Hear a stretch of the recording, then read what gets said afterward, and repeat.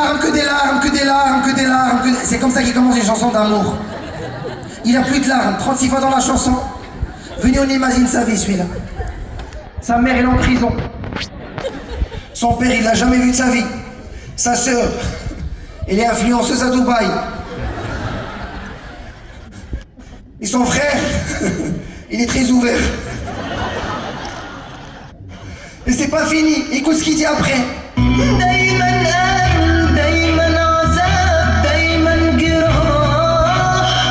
Arrête. C'est ce qu'il dit. Que des problèmes, que de la souffrance, que des blessures.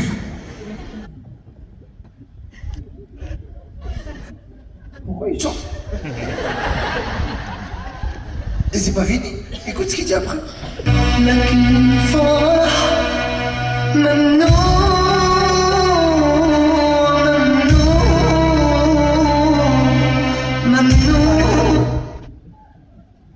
Flan, tu vas plus regarder de la même manière. Il dit, mais la joie est interdite, interdit. C'est plus une chanson, c'est une punition. Il y a eu une autre chanson marocaine, les amis. J'ai découvert. C'est un Marocain, il a décidé de chanter pour dire je t'aime. Écoute ce qu'il dit.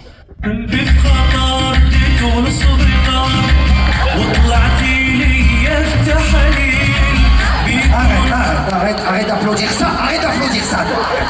On a une image à garder devant les Gaulois. Arrête d'applaudir ça. Vous nous jugez. C'est ce qu'il dit dans la chanson, celui-là. Il dit, mon cœur est en danger. Je l'ai emmené à l'hôpital. Elle est sortie dans les analyses. Il parle de sa femme. C'est plus une femme, hein, il dit, c'est l'hépatite C. C'est une chanson, c'est un certificat médical. Et l'autre, elle applaudit, elle est contente. Et il y a notre peuple. C'est le peuple algérien. Alors, pour qu'on se mette d'accord, tous les blancs dans la salle, je vous rappelle que moi, je suis marocain. Les Algériens, je vous aime bien, mais dans cette chanson, Magdalène, il n'y a aucun respect des droits de l'homme dans la chanson que tu vas écouter. Il n'y a aucun respect tout court. Il n'y a rien. Les Algériens, ils dansent sur un truc à part. Cette chanson représente les Algériens. J'ai joué cette chanson à Paris, il y a 6 mois. Je vous jure, il y a un gars, il est sorti, il a respiré, il est revenu. L'Algérien pour dire je t'aime dans la chanson. Écoute ce qu'il dit.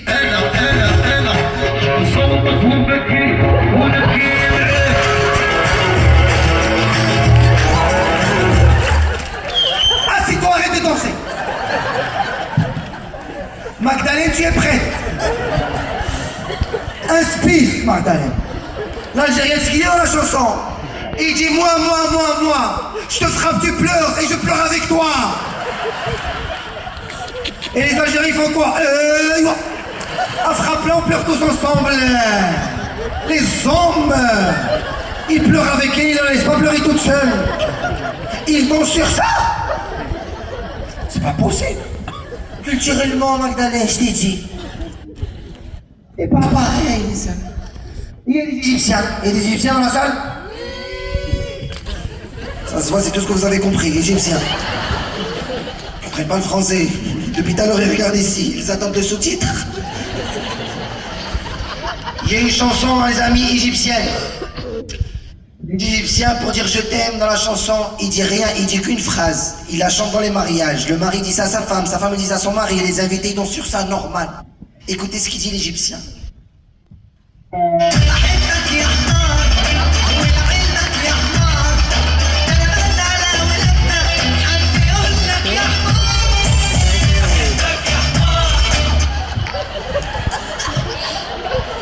Magdalène, tu vas quitter ta mari après ce spectacle. Tu sais pourquoi ils dansent ça, les Arabes? C'est ce qu'il dit dans la chanson. Il dit je t'aime al-hamar. Je t'aime l'âne. Elle dit ça à son mari dit ça à sa femme. Les invités dansent comme des hmer. C'est un mariage, c'est un zoo. Pourquoi il y a hamar dans l'histoire? J'ai pas compris. Je remets la main encore un peu, je l'aime bien.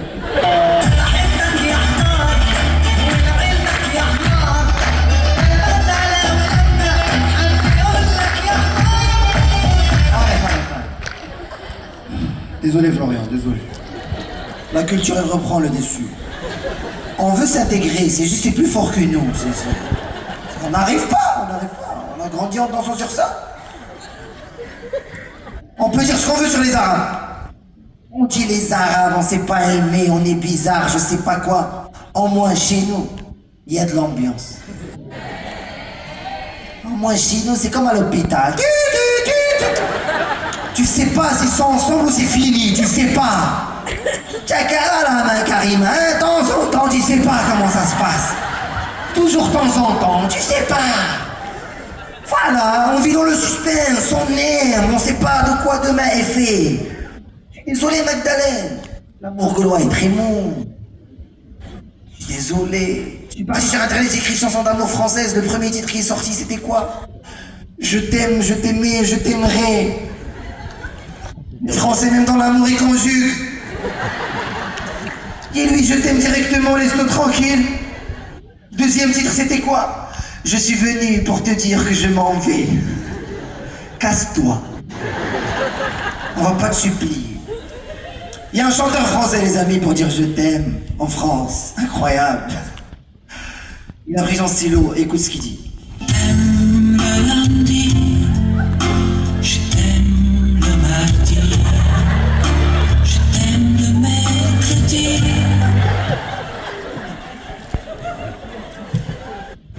Florian, tu vas faire tous les jours de la semaine. Il réveille sa femme à minuit 30. Réveille-toi, on est mercredi, je t'aime. C'est pas fini, écoute ce qu'il dit après. T'aimes en janvier, février, mars, avril. Je t'aime en janvier, février, mars, avril. Je préfère être à l'hôpital, là, je préfère pleurer, moi, si c'est comme ça. Culturellement, les amis, on n'est pas pareil. C'est comme ça, il faut qu'on l'accepte. Si on prend Thomas, par exemple. Thomas marié avec Jeannette. Imagine. Thomas et Jeannette mariés au bout de 30 ans de mariage. Jeannette, elle va chez le boucher et elle rencontre Jean. Jeannette, elle a eu le coup de foudre pour Jean. Elle revient voir Thomas et lui dit, chérie, faut qu'on arrête. Thomas, qu'est-ce qu'il répond? Chérie, je veux que ton bonheur.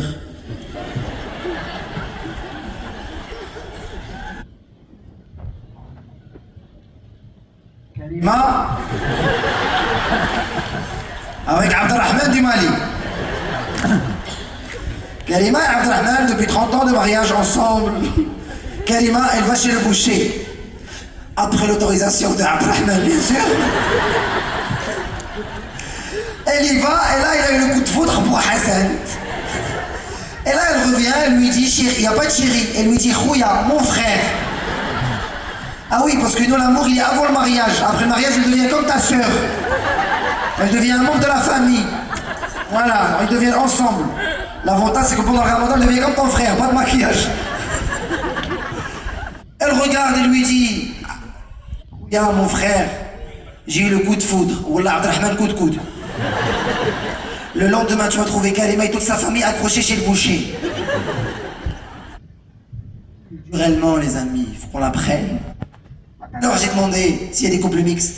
Parce que moi, première fois que je suis arrivé à Paris, je vous jure, en première année, je suis sorti avec une fille qui s'appelle Julie. Découvrir, comme toi, ma Florian. Le concept. Avec Julie, les amis, première semaine, elle me dit Amine, je viens de la connaître, elle me dit Amine, passe à la maison. Wallah, je passe. Moi, je viens d'arriver, elle me dit passe à la maison. Dans ma tête, il n'y a personne chez elle. Moi, j'y vais, je suis excité, j'ai super, il n'y a personne. J'arrive devant chez elle, je sonne. Il m'ouvre son père. Réflexe, je cours.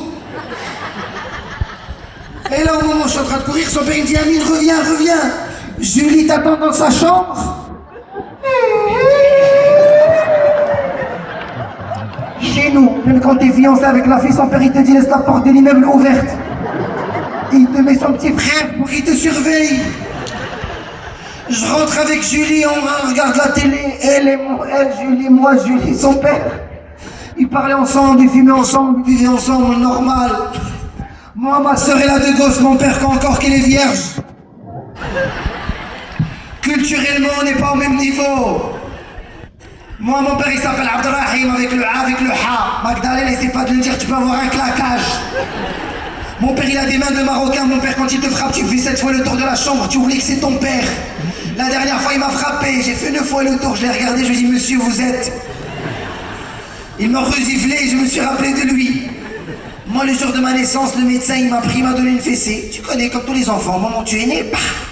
Moi, mon père, il voit ça. Il part voir le médecin, il dit, pourquoi tu frappes mon fils? Il dit, monsieur, si je frappe votre fils, c'est pour qu'il respire. Est-ce que vous savez que depuis ce jour, mon père, que frapper, c'est pour respirer? J'ai passé ma vie à respirer. En Afrique, tout le monde respire. En France, vous avez le numéro vert, Florian. Qu'est-ce que c'est le numéro vert? C'est quand tu frappes fort ton fils il a le droit d'appeler la police, il dit « Allô, papa m'a frappé ». La police, elle vient, elle embarque le papa. Adorable. Venez, on imagine si on avait le même numéro chez nous. Wallah, tu vas appeler ligne occupée, tout le pays appelle. Et s'il te répond, ce qu'il va te dire l'autre, allô, papa m'a frappé, il va te dire quoi? Il a bien fait de te frapper, dis-le-moi. Raccroche, sinon je viens moi aussi te frapper. Si tu as appelé, c'est qu'il t'a pas bien frappé. Ici, t'as pas le droit de frapper tes propres enfants. Là-bas, même les parents des autres, ils ont le droit de frapper les enfants des autres. Moi, quand j'étais jeune, il y avait un ami de mon père, je lui ai rien fait. Il me disait à chaque fois qu'il me voyait, il me disait, toi, t'es le fils d'Abdelrahim, passe le bonjour à ton père. Ça fait partie de... Par amour. La première fois de ma vie, j'assiste à une dispute. Je vous jure, c'était à Paris dans le 16e. J'arrive, les amis, je suis voilà, dans une voiture, il y a un mec qui a dit à l'autre dans la voiture, au plein feu rouge, je lui ai dit, hey, espèce de connard, salaud, arrête. Florian, ça, chez nous, c'est une demande en mariage. Moi, le jour où mon père, il a voulu m'insulter, il m'a dit,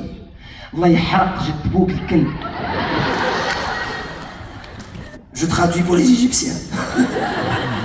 Mon père, il m'a dit que Dieu brûle le grand-père à ton père le chien. Papa, mon père, c'est toi. Mon grand-père, c'est ton père. Pourquoi il y a chien dans l'histoire? Pourquoi il y a un animal dans l'insulte?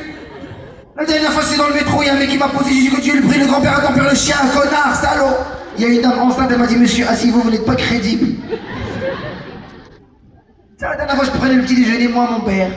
Voilà, la journée normale, la routine. Et en même temps, il m'aidait à respirer. Internet Explorer d'Amari, j'adore la connexion, elle est lente. Et tellement il commence à m'aider fort à respirer que moi je commence à pleurer comme tous les enfants. Au moment où je commence à regarder par terre en train de pleurer, mon père, qu'est-ce qu'il me dit? Regarde-moi dans les yeux quand je te parle. Au moment où je lève les yeux, vous savez ce qu'il me dit? Qui ose me regarder dans les yeux? Il cherchait une occasion pour me taper. Moi, comme tous les enfants, je pars voir ma mère en pleurant. Je lui dis, maman, papa m'a frappé. Je sais pas, maman m'a frappé. Elle me regarde et me dit, moi aussi. Ma mère, elle part voir mon père et lui dit, mon frère, Rouya. Ma mère, elle est mariée à mon père depuis 30 ans. Elle appelle mon père mon frère. Cela veut dire que mon père, c'est mon oncle. Je suis né d'un mariage incestueux. Je suis ch'ti, j'étais pas au courant. Ma mère, elle s'est retournée vers moi. Et là, elle m'a dit, j'avais 15 ans, elle m'a dit, l'enfant, qu'est-ce que tu as fait? Ma mère, elle m'appelait pas par mon prénom, elle m'appelait l'enfant. Un jour, je me suis énervé, j'ai dit, maman, tu m'appelles l'enfant, tu m'as adopté ou quoi? Qu'est-ce qu'elle me dit? Tu crois vraiment que si j'avais le choix, j'allais choisir toi? Moi, ma mère, je l'aime, je la kiffe. Voilà, ma mère, je l'adore. Ma mère, c'est comme la famille. Le problème de ma mère, c'est qu'elle a 4 défauts. Dans le monde des Miss Univers, ma mère, c'est Miss Mensonge Univers. Ma mère, tellement elle ment que ça devient la vérité, t'es obligé de la croire. Tu écris mensonge sur Google, tu tombes sur sa photo en première page. Dis-moi de Fabian, ça va? Deuxième défaut de ma mère, écoute bien. Toi, Magdalene, ma mère, quand j'étais petite, elle me prenait pour des cons, mes frères et moi. Je t'explique. Toi, Magdalene, quand tu étais petite, quand tu tombais du vélo, ta mère, quand elle venait te voir, elle s'en foutait du vélo. Moi, quand je tombais du vélo, Ma mère, elle venait, elle me disait, ça y est, tu l'as cassé. Ah, si t'achètes un autre. Voilà. C'est comme ça c'est comme ça qu'on ménage chez nous à la maison. La salive sur les murs. C'est pour ça les Arabes, on les attrape rapidement. On a des dans toute la maison. Toi, Magdalene, quand tu tombais d'une table et tu te faisais mal, ta mère, elle te faisait un pansement, on n'en parle plus. Moi, ma mère, non. Moi, ma mère, elle rentrait dans la salle, je suis tombé. Elle commençait à parler à la table. Elle rentrait, elle disait, qui a frappé mon fils? Qui a frappé mon fils? La table?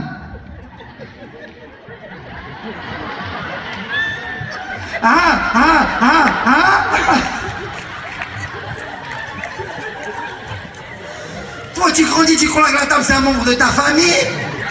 Tu crois que la table, c'est ta soeur ou ton frère? T'attends une réponse? Le pire, c'est que c'est pas fini. Ton père, dans l'autre salle, qu'est-ce qu'il fait? Il dit, aïe.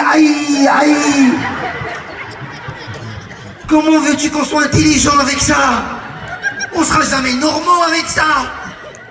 Je vous jure, on l'a vécu. Quatrième défaut de ma mère, c'est que ma mère, elle adore me comparer à Karim, le fils de Jamila. On a tous un cousin, un voisin qu'on déteste à cause de ça. Il nous a jamais rien fait, mais on l'aime pas du tout. Parce qu'on est toujours comparé à lui. Je vais la voir, je dis, maman, j'ai eu 15. Elle m'a dit, regarde, Karim, le fils de Jamila, il a eu 20. Je parle à la voir, je dis, maman, je veux voyager. Elle m'a dit, regarde, Karim, le fils de Jamila, il voyage pas. Oui, ma mère, elle parle avec un doigt d'honneur à l'infini. Tout le monde a mangé. Je parle à la voir, je dis, maman, je veux une voiture. Elle me dit, regarde, Karim, le fils de Jamila, il a pas de voiture. Moi, j'ai trouvé la technique. Je vais la voir et je lui dis, maman, je veux une moto comme celle de Karim, le fils de Jamila. Vous savez ce qu'elle m'a dit? Tu oses te comparer à Karim, le fils de Jamila?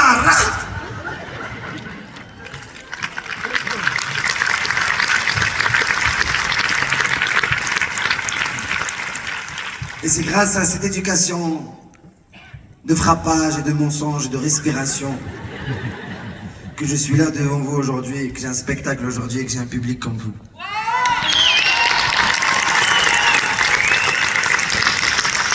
Avant de finir, les amis, j'aimerais dire quelque chose qui me tient à cœur. Rire, c'est très bien, mais rire et s'aimer, c'est encore mieux. J'ai coécrit ce spectacle avec mon co-auteur, qui est décédé à la première date de cette tournée. Vous savez, j'ai jamais perdu quelqu'un, jamais perdu un proche. Pour moi, j'avais jamais pensé à la mort auparavant. Vous savez, on passe notre vie à s'embrouiller avec nos proches, nos parents, nos enfants, nos frères et sœurs, nos femmes. On se dit, oh, c'est bon, on va se réconcilier demain. Mais sauf qu'on pense jamais que peut-être demain, ils seront plus là. Et la seule chose que je regrette aujourd'hui, c'est d'avoir perdu mon co-auteur et je lui ai jamais dit je t'aime, mon frérot. Parce que ça se fait pas, parce qu'on a honte, parce qu'il n'y a aucune honte de se dire je t'aime. Dites-vous je t'aime, prenez soin de vos parents et de vos enfants et de vos proches tant qu'ils sont encore en vie. C'est très important. Merci de m'avoir écouté.